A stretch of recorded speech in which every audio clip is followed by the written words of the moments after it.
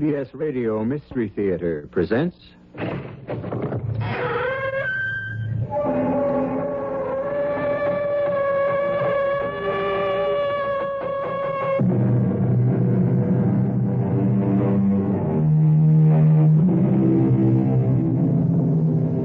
Come in. Welcome. I'm E.G. Marshall, your host for another adventure so strange and so chilling that we dare say you'll get little sleep this night. At the moment, we're in a shabby little storefront studio near the waterfront of a large city. On the dusty window in hand-painted letters are the words, Caro, Reader and Advisor. Reader and Advisor, a comfort to thousands who believe in their powers, and a fraud to the thousands who laugh them off as ridiculous. Martha Hawthorne, however, is one of the thousands who believe, and at the moment, she is seeking help for a desperate situation. Well, Caro? It is in this bottle. Do not, under any circumstances, open it until the time comes. Until you are ready to use it. I understand. The effects are not always instantaneous. It takes a while. And it is sometimes unpredictable. I'll take those chances. The idea appeals to me so enormously. It's so perfect. Be careful, Mrs. Hawthorne. I must warn you. When the bottle is opened, be very, very careful.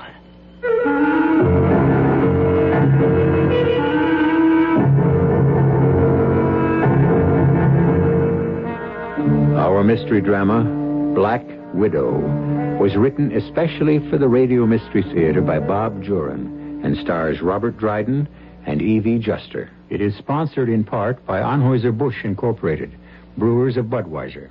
I'll be back shortly with Act One.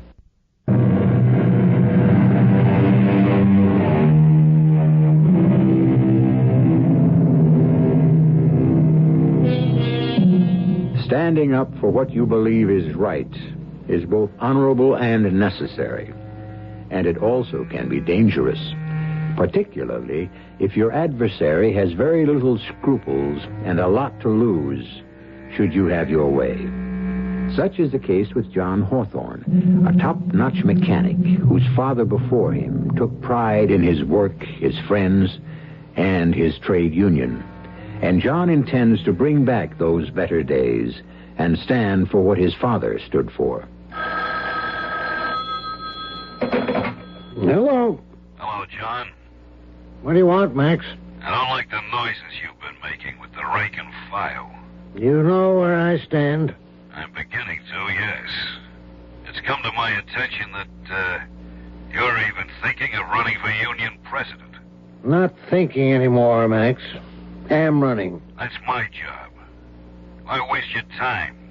You know you can't win. I know that damn near the whole membership is fed up with you and that so-called business manager of yours. You see, Max, what I've got that you haven't is the membership on my side. A membership? Don't act so naive, John. They don't have any say in the union's affairs. You're right there, Max. And that's been the whole trouble. I intend to give this union back to the members. We'll see.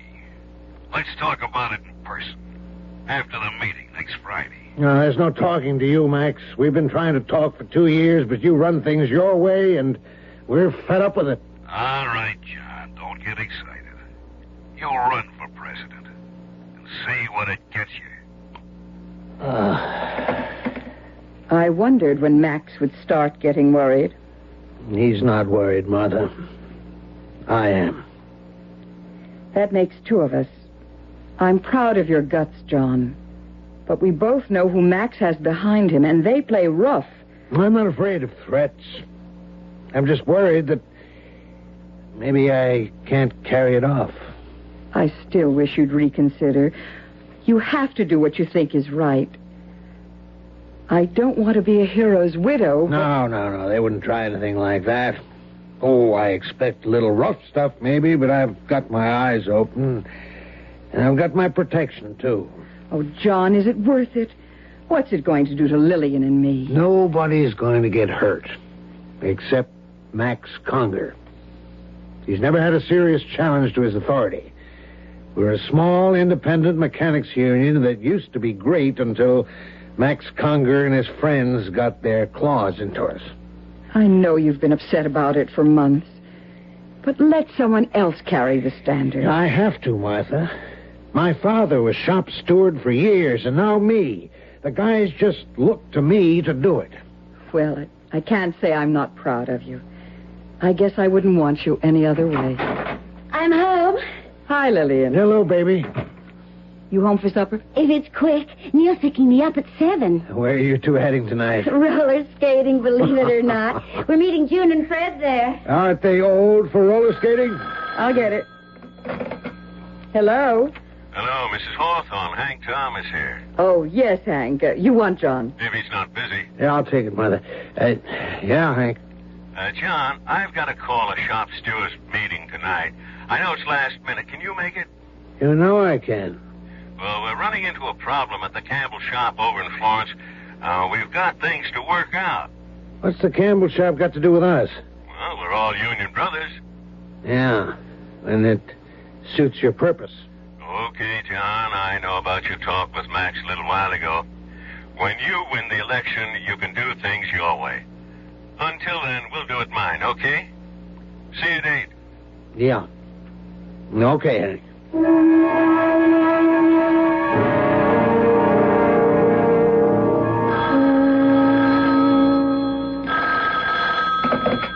Hello? Hello, Mrs. Hawthorne. Hank Thomas again. I hope John hasn't left yet. Oh, he did. About 10 minutes ago. Oh, too bad. I had to postpone that meeting tonight, and I hoped I could catch him. He's on his way to the Union Hall now. Well, I'll see him and send him home.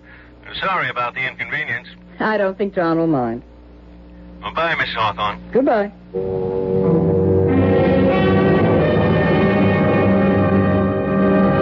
Good evening, Mrs. Hawthorne. Good evening, Caro. I'm sorry to bother you for a reading this late, but I'm terribly worried. I am always at your service, Mrs. Hawthorne. Always. For regular customers who need help from the cards. My husband went to a union meeting tonight, and that's part of my problem. Sit down. Let us see what the cards tell us. These cards are the threat. This is your husband. A red king. That is favorable. A red king will triumph over the situation. Oh, thank heaven. If what? If the next card is a red jack or a black queen. The ace of spades. I'm sorry. The ace of spades is death. That is what is in the cards. Oh, dear Lord, I've got to get home. Mrs. Hawthorne, one moment. I haven't time. There is a way. There is a way. You can protect your husband from all harm. Caro, what are you saying? There is, but I hate the word. A spell. It is costly, but it works. With it, he cannot be harmed. Are you serious? Very. Then for heaven's sake, do it. Give it to me or whatever. It will take 2 days, but it will work. Do it. Well, I will need a bit of his hair and a bit of his skin. His skin? Oh, just a tiny shaving. Not even enough to draw blood. And a snip of hair. But how can I get them without his knowing? That does not matter. Explain it to him. He will agree. Oh, he'll think I'm crazy. Find a way to get them. And get them fast if you value your husband's life.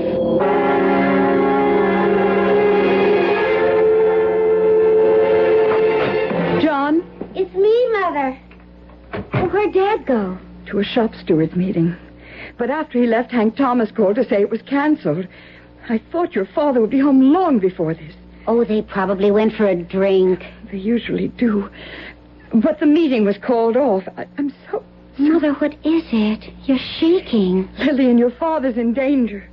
Oh, Mother, have you been seeing that Carol person again? I had to. I had to know what would happen with this union business. Oh, Dad can handle himself, and you know it. What did your advisor say? You mustn't tell anyone, Lillian. She's going to give me a spell to protect your father. A spell? I don't like seeing you this way. Believing something like this would work. Well, it's voodoo, or worse. It's not going to protect Dad. It's making a wreck out of you. This union business is making a wreck out of me. If I can find a way to stop it, I will. Well, this isn't the way to stop it. With witches' spells and... John forgot his key. Not a word to him about this. Well, how was the... Oh, Miss Hawthorne? yes? Lieutenant Carey, 14th Precinct. What's happened? John? What is it, Mother? Police, ma'am. Mr. Hawthorne met with an accident. Oh, no. I'm too late. Well, what happened? Hit and run, apparently. No witnesses. Oh, how bad. I'm his daughter. Fatal. I'm sorry. Will you come with me, please? Oh, Mother. Too late. I was too late. Give us a minute, please. Oh, of course. I'll be outside. Mother, we have to go to police headquarters. He's dead. And I was too late. Mother, please. It's hard for us. We have to go.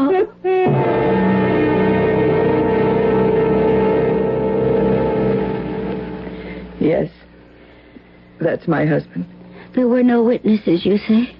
Not as far as we know, but someone might come forward. There's always a chance someone saw it happen. It was no accident, Lieutenant. If you know something, Miss Hawthorne... My father was challenging the union authority. And suddenly, he's dead on the street. No witness. Nothing to tie them in with it. Are you making an accusation, Mrs. Hawthorne? Yes. I'm accusing Max Conger and Hank Thomas of murder. Well, that may be impossible to prove. Let's go home, Mother. Home? What's left of home? Now that... I'll have a car take you back. We'll talk with you both, Miss Hawthorne, when your mother's recovered a little.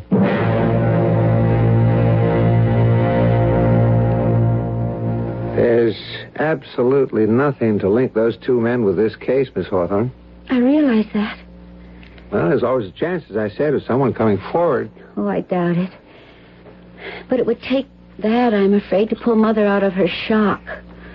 Could I see her? Perhaps a different face. Of course.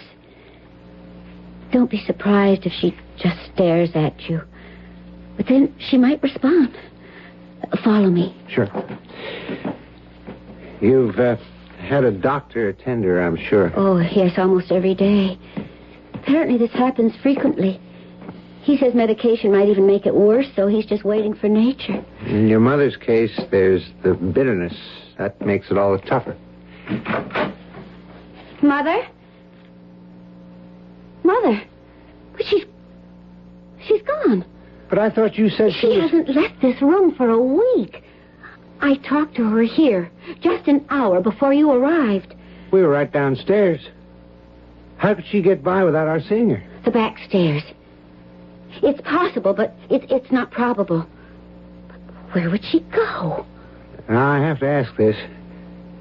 Did your father have a gun? No. Not that I know of. I've got to use your phone, and fast.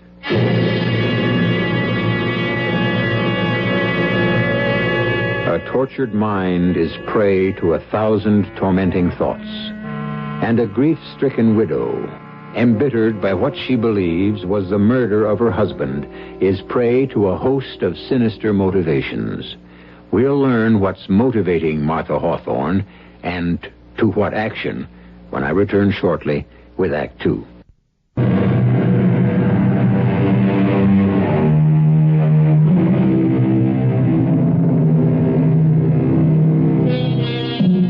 Martha Hawthorne has at last been motivated. For a week, After her husband was killed in a hit-and-run accident, she sat motionless in her room, harboring the bitterness of suspicion, convinced he was murdered by the men he challenged. But for Martha Hawthorne, there was no way to prove it. Now, dressed entirely in black with a widow's veil, she seeks the help she so desperately wants. Sit down, Mrs. Hawthorne. Well, I was sorry to hear of your husband. We were too late, it seems. They didn't give me a chance to protect him. Are you so certain these men were responsible? I'm certain. Then would not the police be the ones? The police can't do anything. There's no proof, no witnesses. That's why I'm here. I want revenge. If it is in the cards, perhaps. Not the cards. You know what I want. Yes. One that will be as foolproof as theirs. Are you sure? I'm certain. Mrs. Hawthorne, please listen. I have been your advisor for almost 3 years. You are a gentlewoman. What you are doing now is out of grief and bitterness. Wait. Wait a month, and I will not wait. Very well. There is a very effective method. And you would be above suspicion. Exactly what I want. There is some risk to you. That doesn't matter. Come back tomorrow. I shall have it ready. It is in this black bottle. Do not, under any circumstances, open it until the time comes. Until you are ready to use it. I understand. The effects are not instantaneous. It takes a while. And it is sometimes unpredictable. I'll take those chances. The idea appeals to me so enormously. It is so perfect. Be careful, Mrs. Hawthorne. I must warn you. When the bottle is opened, be very, very careful. Martha, come in. I hope I'm not interrupting anything, Max. Of course not. I imagine you're surprised to see me. You're always welcome here, Martha. You know how I felt about John's death. Your flowers were very thoughtful. Hit and run's a cowardly thing. If we can find out who killed John and just left him But there... he's conveniently out of your way now. Wouldn't you say whoever did it did you a favor? Martha, what a thing to say. John was a fine man. But still a threat to you. And your position. We had our differences, yes, but to say that... You don't fool me, Max. Oh, I don't say you were driving the car. But John's death was no accident, and you know it. You arranged it. You're taking chances with that attractive mouth of yours, Martha. What you mean is I'll be next? This is ridiculous, Martha. I wouldn't threaten you. Nor I you. But if a certain piece of evidence I have proves to be right, I'll drop the proof of John's murder right in your lap. What evidence? That's my secret.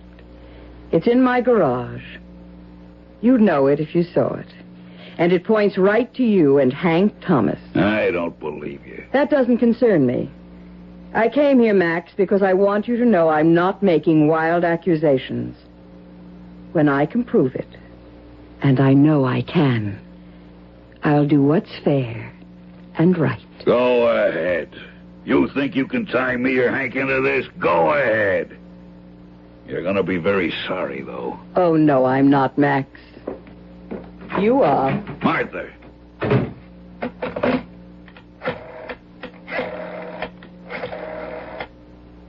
Hank, Hawthorne's wife was just here, and she knows something. I thought you told me you made it clean. Well, something went wrong. Get in here. We gotta talk.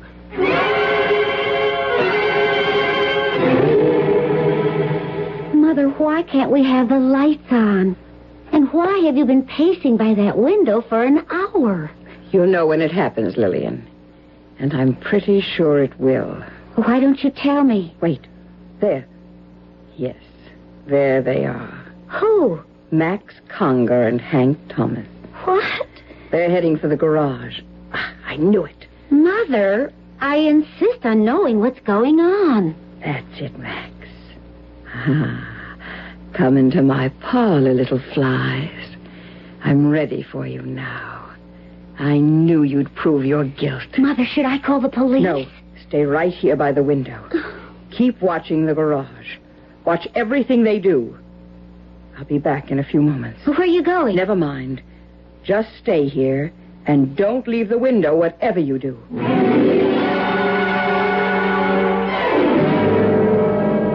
It is in this black bottle. Do not, under any circumstances, open it until the time comes. Until you are ready to use it. The effects are not instantaneous. It takes a while. And sometimes it is unpredictable. But be careful, Mrs. Hawthorne.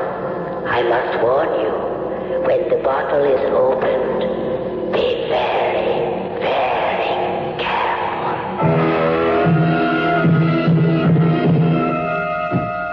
Keep the light low. What are we looking for? I don't know, but she said I'd recognize it. She or the daughter's liable to see us. There's nobody home. I've been phoning for an hour. And no lights in the house. Oh, damn. This is crazy, Max. How could she have any evidence? She's working on your nerves. How could she trace it to us? I don't know. And that's what worries me. Flash your light around, but keep it low. Early. Look at that. Yeah. Looks like a black widow. They're dangerous. Not if you don't touch him. See? He just sits there.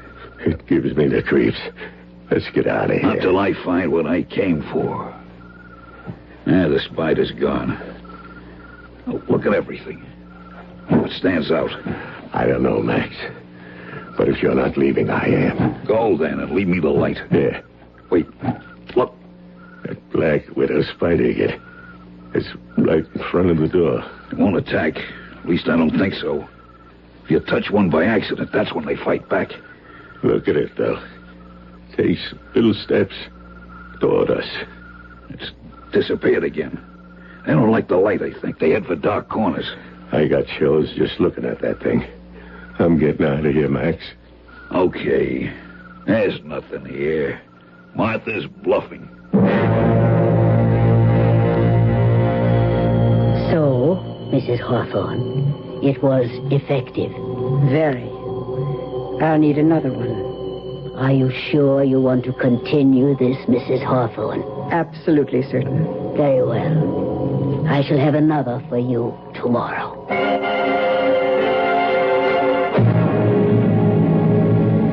I hope you don't mind my calling on you at home, Max. It's all right, Martha. Come into the study. I've decided not to pursue this any longer, Max. I'm not sure I can make my evidence stick. Sit down, Martha. Let's be friends. John and I were. John hated your guts, and you know it. I know for certain that you and Hank killed John. But I'm giving up. You won't be seeing me again, Max. Well, if you want it that way, Martha. But my door is always open to you. Your courtesy doesn't impress me, Max. May I drive you home? No, thanks. It's a lovely night. Well, then, good night, Martha. Goodbye, Max.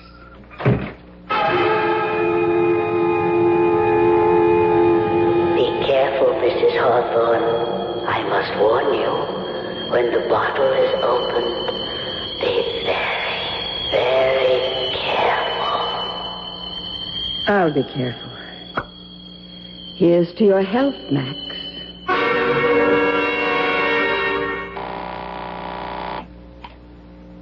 Local 48. Hank, Hello, Max. What's up? I just had a visitor. Martha Hawthorne. Oh? She's giving up. She knows she can't prove anything. She's finally admitting it. There's still that nosy detective to deal with. He hasn't got a... Oh! Max, what's the matter? Good Lord. Max, what is it? Black spider just landed on my desk. A spider? It's... It's a Black Widow. It is with the phone. Going up the lamp. Max, you gotta kill it. I can't move, Hank. I can't move. It's so hideous. Oh. Max, do something. It jumped. It's on my neck. Ah! Get off. Get off. Max. It Max. bit me. I'm bitten. Max. Oh, get an ambulance.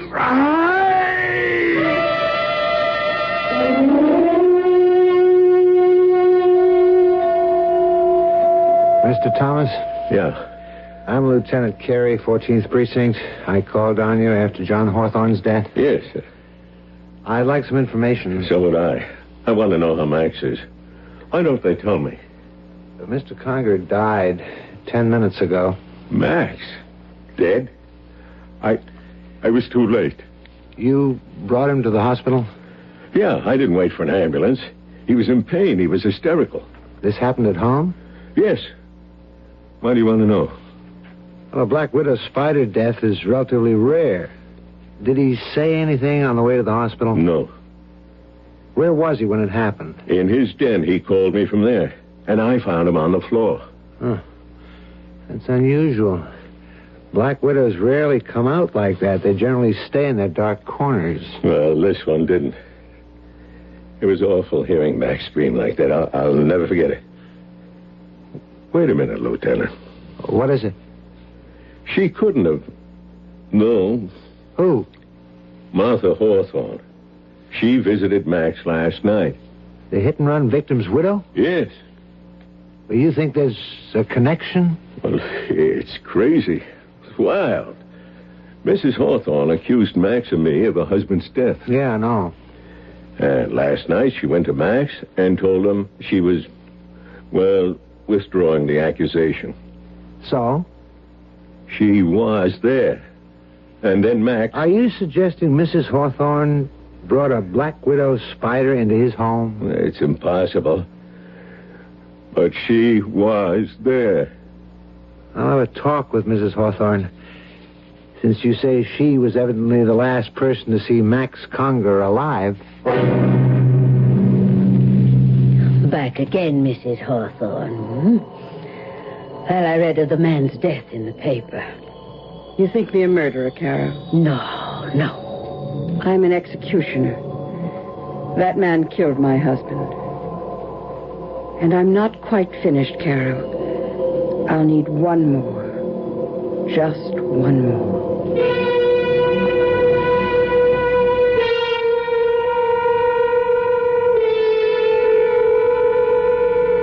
Martha Hawthorne is a determined woman, and she's chosen a unique method for disposing of her husband's killers. Untraceable. Who can blame a murder on a spider? But through it all, there's one risk to herself that Martha Hawthorne fails to see. We'll see what it is when I return shortly with Act 3.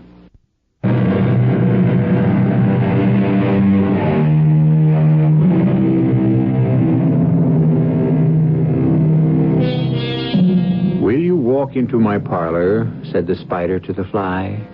'Tis the prettiest little parlor that you ever did spy. Oh, no, no, said the little fly, to ask me is in vain, for who goes up your winding stair can ne'er come down again.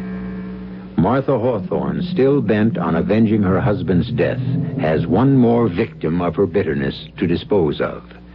But the victim is beginning to fear for his life and has suggested to Police Lieutenant Carey that there may be some connection between Martha Hawthorne's visit to Max Conger and Max's subsequent death. How can I help you, Lieutenant Carey? It's about the death of Max Conger. That was dreadful. I make no pretense of liking Max, but I was shocked when I read of his awful death. A spider, oof. Mr. Conger's associate, Mr. Thomas, says you visited him that night. I did, that's true. I told Max I was through accusing him. You know the story. We're still investigating that case, Miss Hawthorne. I'm trying to forget it. Why don't you? No, we don't forget hit and run. But back to the reason for my visit. Yes? I don't know how to say this, but you visited Max Conger, and a short time later, he was bitten by a deadly spider. Do I? No, I don't think I understand you right. Are you suggesting that I had something to do with a spider biting Max Conger? Well, I know it's far-fetched, but we have to take Far-fetched? It's insane. How in the world could I catch one, let alone deliver it to Max Conger? Oh, Lieutenant, this is beyond belief. But the curious thing is the spider. Black widows don't usually come out and climb up on desks. They stay in the darkness. I know nothing of spider behavior. You're being taken in by Hank Thomas, Lieutenant. He thinks because I accused them that I'm responsible for everything that might happen to them. You're right. Mr. Thomas is oversensitive, and that, coupled with my own curiosity, I hope you'll forgive me. I won't trouble you again. I hope not, Lieutenant. I'm finished with the whole business. I'm moving away from here as far as I can. I think you're wise to do that, Mrs. Hawthorne. Bitterness can really eat you up. I know. I've seen it.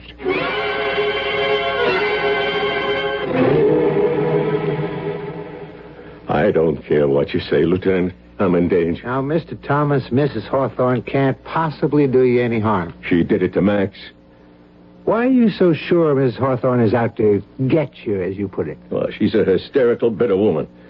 And a threat to me. No, not Miss Hawthorne, Mr. Thomas. But someone is. What? The reason I'm pursuing this is because there is something strange. Two members of the same union meet with accidental deaths within 2 weeks of each other. There's no one sabotaging the union. John Hawthorne had an accident. His hysterical wife's making waves. Now, if you won't protect me from Martha, I'll set up my own defense. She told me she was forgetting the whole thing. Yeah, she told that to Max Conger. And look what happened to him. There's no way of... Not for you, maybe. But I know different. That spider was no accident. All right, I'll tell you what I'm going to do, Mr. Thomas. I'm going to post a guard at your home and your office. No one, including Mrs. Hawthorne, will be able to approach you.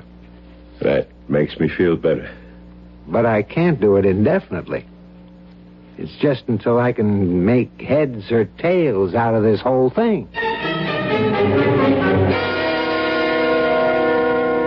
Good afternoon. I'd like to see Mr. Thomas. I'm sorry, no one's permitted in the office, ma'am.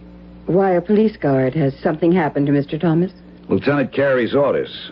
No one's allowed to see Mr. Thomas. He's all right, then. Yes, and Lieutenant Carey intends to keep him that way. But I don't understand. I've known Mr. Thomas for years. I'm Martha Hawthorne. Oh, yeah. Well, sorry, Mrs. Hawthorne, but he said you particularly were to be kept out. I'm very sorry for him. He must be living in terrible fear. Can you imagine anyone being afraid of me? Excuse me. Yes, sir? Oh, it's you. Where's my secretary? She's gone to lunch, sir. Well, when she gets back, I'm going home. Yes, sir. Hank, what's the trouble? Who's out there? It's me, Martha. Leave, Martha, now. Oh, Hank, please. Hank? Hank? What's he doing in there? You all right, Mr. Thomas? I'm all right. He's moving furniture against the door. Oh, no, it's pitiful to see someone so frightened. There's no danger, Mr. Thomas. Not anymore. I've got the door barricaded. I'll send her away. I'll leave now. There's no use. Mrs. Hawthorne's leaving now, sir. I feel sorry for him. I really do. So terribly sorry.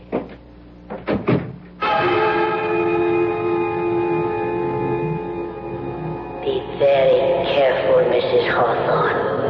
I must warn you, when the bottle is opened, be very, very careful. So Hank Thomas won't see me. Well, we'll see about that. And now here's to your health, Hank. Mr. Thomas, Mrs. Hawthorne's gone now. She really gone? Yes, sir. Okay, but don't let her back in. Not even in the outer office. Yes, sir. You send my secretary in with it. Mr. Thomas, what's the matter? Get it away. Get it away. Oh, Lord. Get it out of here. I can't open the door. You've got the furniture against it. It's following me. If I can just force enough to... Get it off my back. It's on my neck. I can't get it off. Hold still. I'll get it. Good Lord, it's a Black Widow. Get it off. Got it. I'll call an ambulance fast.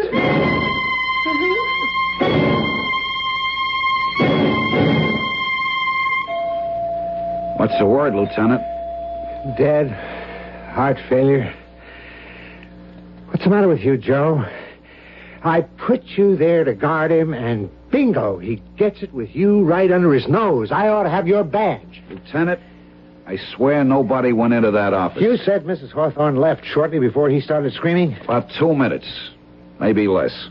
While she was there, in the outer office, did you see her take anything from her purse? Oh, not a thing. I can swear to it. She wasn't there more than a minute. He told her to leave. And she never went into his private office? I wouldn't have let her.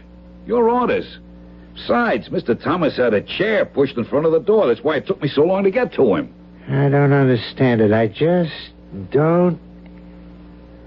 Mrs. Hawthorne left the outer office. She went into the hall. Then about 2 minutes later, Mr. Thomas screamed. That's right. I had to force the door, and there he was with the Black Widow spider on his neck. I slapped it off his neck and killed it with a book.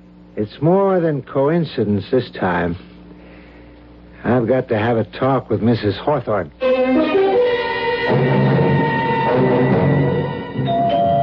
Coming. Who is it? Lieutenant Carey. Oh, hello, Lieutenant.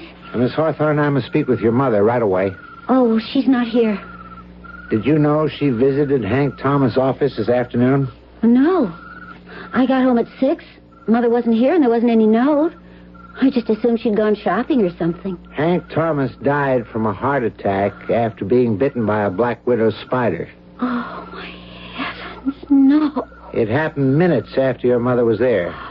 From what I can learn from my guard, your mother never went near the private office. Well, then... But this right on top of Max Conger, it's just not coincidence anymore. The two men die in the same way shortly after your mother visited them. Oh, this is ghastly, Lieutenant. I just can't believe Mother... It is highly improbable, but how do you explain it? I don't know. Look, I'll tell Mother you want to see her the minute she gets home. I'd like to wait, if you don't mind. Very well. Come on in. I'll get us some coffee. It's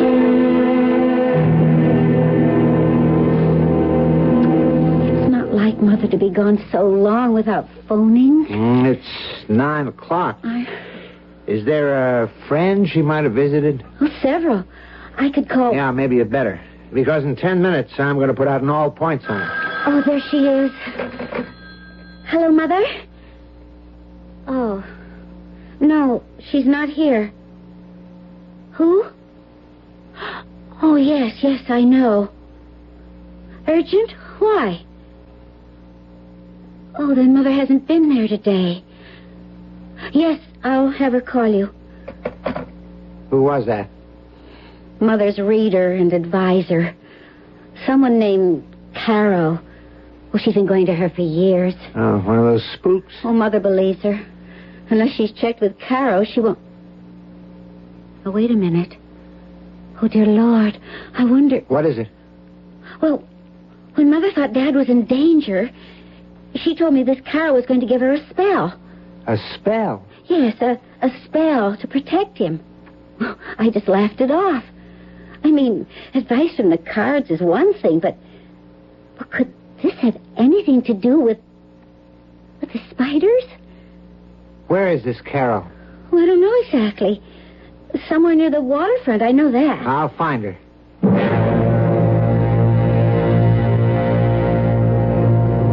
Welcome. What can Carol do for you? I'm Lieutenant Carey. Police. Now, don't get upset. Just a few questions. Mrs. John Hawthorne is a client of yours? Yes, for several years.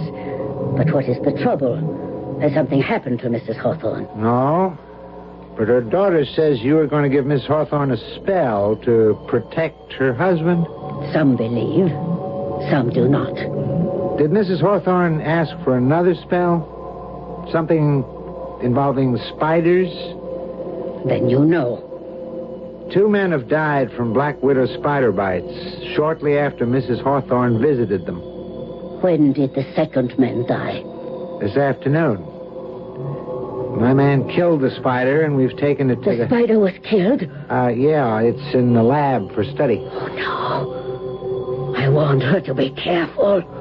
I told her to be careful. And you did supply Mrs. Hawthorne with deadly spiders? No. But you're saying... I did not give Mrs. Hawthorne spiders. Well, what did you do, then? It's obvious that this whole thing started here. She came to me for a deadly weapon, yes. She wanted revenge. And you gave her the spider? No! I told you I did not. How could an ordinary spider be depended on to do what she asked? Yeah. That's been bothering me. I gave Mrs. Hawthorne a potion. A potion? It was an elixir that caused certain changes in her appearance. Oh, it's a very old formula. Oh, dear God. The spider was killed. I told her to be careful. Lieutenant, you will not see Mrs. Hawthorne again. What are you saying? Must I spell it out, Lieutenant, word for word? The potion, for a short period of time, actually turned Mrs. Hawthorne into a...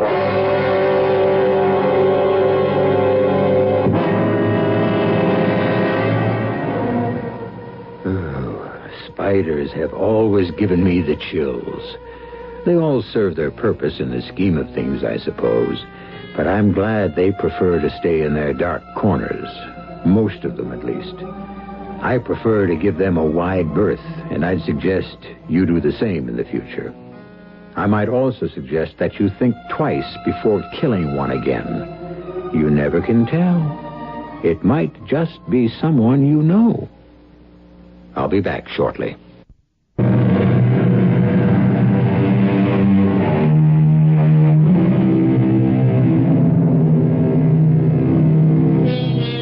Well, perhaps you'll sleep tonight after all. Our story was pure fantasy, of course. No one can actually turn into a spider, no matter how potent the potion. But wouldn't it be fun? You wouldn't have to worry about the fuel shortage, the energy crisis, or inflation. Just where your next fly was coming from. It is fun to stretch our imaginations, though, isn't it?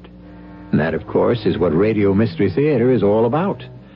Our cast included Robert Dryden, Evie Juster, Hetty Galen, Jackson Beck, and Dan Ocko.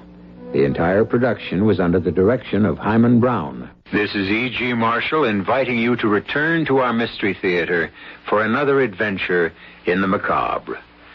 Until next time, pleasant dreams.